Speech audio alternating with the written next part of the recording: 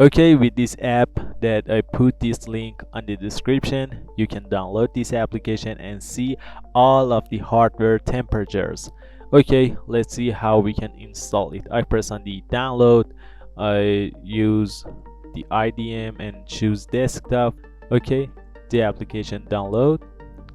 There's a launch of that.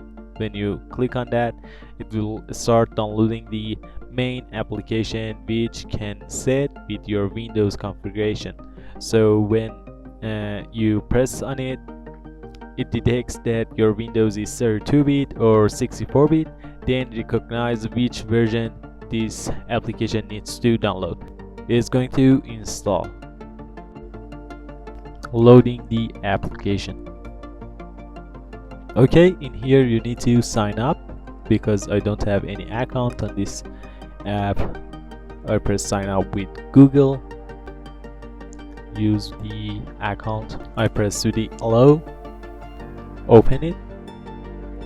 Okay, you will see this app. You need to press I have read the agreement, then press on the confirm. Okay, you will see the CPU temperature, GPU, RAM, network, storage, all of these things. You will see all of these things. When you press Ctrl+O, you will see this app appear. This is the hotkey of that. If you have another GPU, you can press on the GPU. You will choose the other GPU. As you can see, this is Intel HD graphic, and this is my other GPU, which is NVIDIA.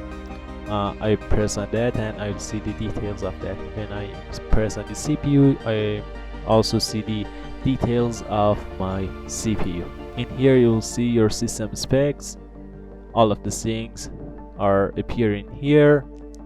On the lightning and the other options, they are good for the custom PCs that they have monitors, panels, LED, and these kind of things. This is good for them, and you can set with them. Set this app with them. I hope you like this video and this video can help you. See you on the next one.